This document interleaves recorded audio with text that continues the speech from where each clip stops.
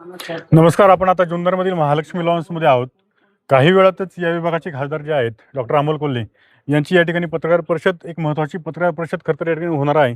तालुक्याच्या सर्वच भागातून पत्रकार या ठिकाणी आलेले आहेत. आंबेगाव तालुक्यातून देखील पत्रकार या ठिकाणी आलेले आहेत. आता आपण नेमकी काय त्या विषयावर, म्हणजे तिथं पत्रकार परिषदेत नेमकी काय मुद्दे होणार आहोत त्याच्यावर चर्चा करणार आहोत. खरं तर जुन्नर तालुक्यामध्ये अदानीचा जो प्रकल्प आहे, गेल्या अनेक दिवसापासून तो वादात आहे. आदिवासी बांधव जे आहेत त्यांनी खरं तर त्याच्यावर मोठं उपोषण छेडलेलं आहे. सूरज वाजगे गेले 9 दिवसापासून आमरण उपोषण करतायत आणि आज पुण्याला देखील काही मंडळी आंदोलन करण्यासाठी गेलेले आहेत. या सगळ्याकडे तुम्ही कसं पाहताय? नाही, आता खासदार साहेब या ठिकाणी आल्यानंतर ते त्यांच्यावरती तालुक्याच्या आमदारांनी जी टीका केली त्यावरती तर ते बोलणार आहेत, त्याचं उत्तर देणारच आहेत. पण जो सध्या गाजतोय संपूर्ण महाराष्ट्रामध्ये, ज्याची चर्चा चालू आहे, तो अदानीचा प्रकल्प. कारण आदिवासी बांधव या ठिकाणी काही जण म्हणतात की प्रकल्प झाला नाही पाहिजे आणि काही म्हणतात प्रकल्प झाला पाहिजे. तर जे म्हणतात प्रकल्प झालाय ते झाला पाहिजे, त्यांचं असं म्हणणं आहे की आदिवासी भागामध्ये कुठलं विकास काम येत नाही आणि हे काम जर आले तर तुम्ही का मागं लावताय. म्हणजे एकीकडे म्हणायचं विकास होत नाही आणि एकीकडे म्हणायचं विकास झाला पण पाहिजे. यामध्ये दोन विचारधारा आहेत. जी सह्याद्री आहे, खरं तर ही सह्याद्री ह्या जुन्नरची शान आहे, एकूणच या पुणे जिल्ह्याची. या सह्याद्रीवरच थेट घाला घालण्याचं काम खरं तर हा अदानीच्या प्रकल्पाच्या माध्यमातून होते, अशी एक विचारधारा आहे. परंतु हा जो प्रकल्प आहे, खरं तर हा प्रकल्प सविस्तर किंवा विस्ताराने कुणालाही मांडता आला नाही. आज नवळेमध्ये खरं तर एक मीटिंग लावली होती, प्रेझेंटेशन देखील त्या ठिकाणी होणार होतं. परंतु स्थानिकांच्या भावना होती की आम्हाला तो प्रकल्प करायचा नाही, प्रेझेंटेशन देखील आम्हाला दाखवू नका. तसं जर पाहिलं ना सर, तर तालुक्यातील जेवढी जनता आहे त्या जनतेला खरं जर पाहिलं तर त्या प्रकल्पच नेमका काय आहे हे सुद्धा अजून माहीत नाही.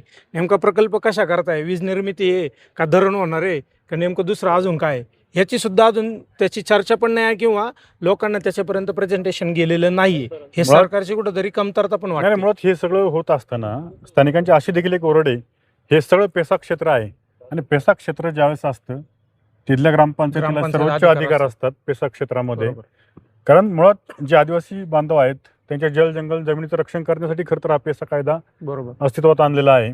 मग असं असताना कुठेतरी कोणत्याही परवानग्या न घेता थेटपणे तो प्रकल्प आदिवासी समाजावर लादून लाद नाही. कुठेतरी एक त्यांचं शोषण केलं जातंय का अशा पद्धतीने? आणि तुम्ही बारकाईने जर पाहिलं ना सर, प्रकल्प वीज निर्मिती करण्याचा आहे पण त्याच भागामध्ये वीज सुद्धा नाहीये. म्हणजे ही एक शोकांतिका आहे, शोकांतिकाच मोठी आहे. शोकांतिका होणार आहे. आणि स्वातंत्र्य मिळून किती वर्ष झाले, ज्या आदिवासी बांधवांनी हे जंगल आत्तापर्यंत ताब्यात राखले, त्याचं संरक्षण केले आणि त्याच आदिवासी बांधवांना एक प्रगतीचं नाव कारण करून त्या ठिकाणी त्यांनाच तिथून आता बेदखल केलं जाणार आहे. आणि तो जो संपूर्ण सह्याद्रीची जी पर्वतरांग आहे ती असणाऱ्या त्या पर्वतरांगेतला तो एक फार मोठा जो विशाल डोंगर आहे, तो सध्या तो नाहीसाच होणार आहे. आपण जर आता पाहिलं तर सह्याद्रीमध्ये विविध प्रकारचे पशु पक्षी प्राणी बरोबर. किंवा मोठ्या प्रमाणात तिथं निसर्ग सौंदर्य आहे.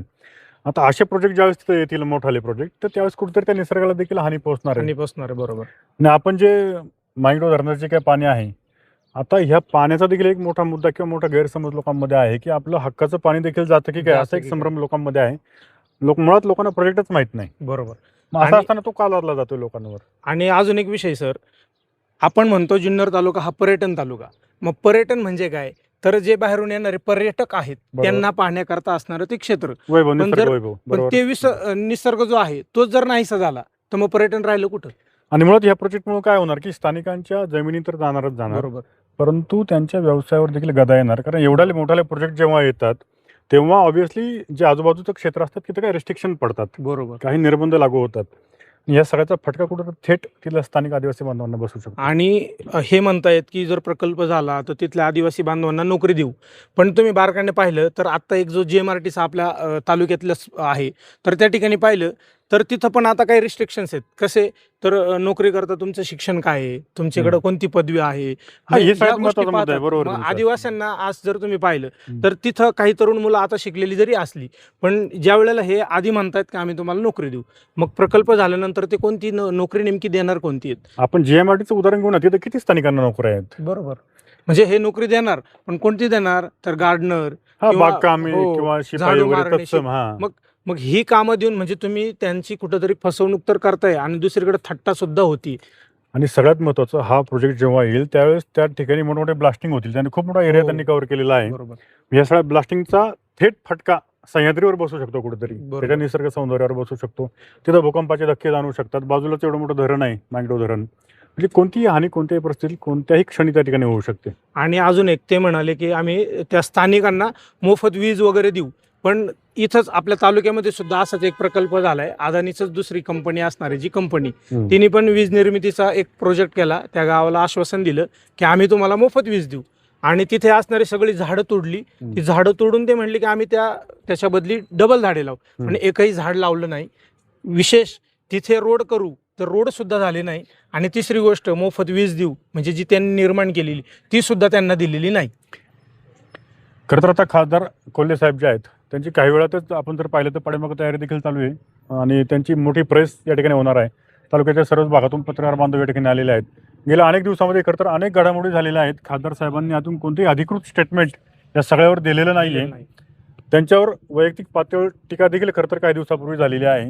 या सगळ्यावर खासदार डॉक्टर अमोल कोल्हे काय बोलतात, या सगळ्या प्रश्नांची उत्तरं आपल्याला मिळतात का, आणि हा जो प्रोजेक्ट आहे तो नेमकी काय आहे याच्यावर देखील खासदार साहेब काय बोलतात का, हे सगळं पाहणं आता उत्सुक आणि आहे. आपण खासदारांना हा एक प्रश्न विचारणार आहोत की जे आपल्या आधारस्तंभ असणारे जे पत्रकार आहेत, चौथा खांब आपण त्याला म्हणतो, त्या पत्रकारांवरती तालुक्याचे आमदार इतक्या खालच्या लेवलला जाऊन धमकी देतात, टीका करतात.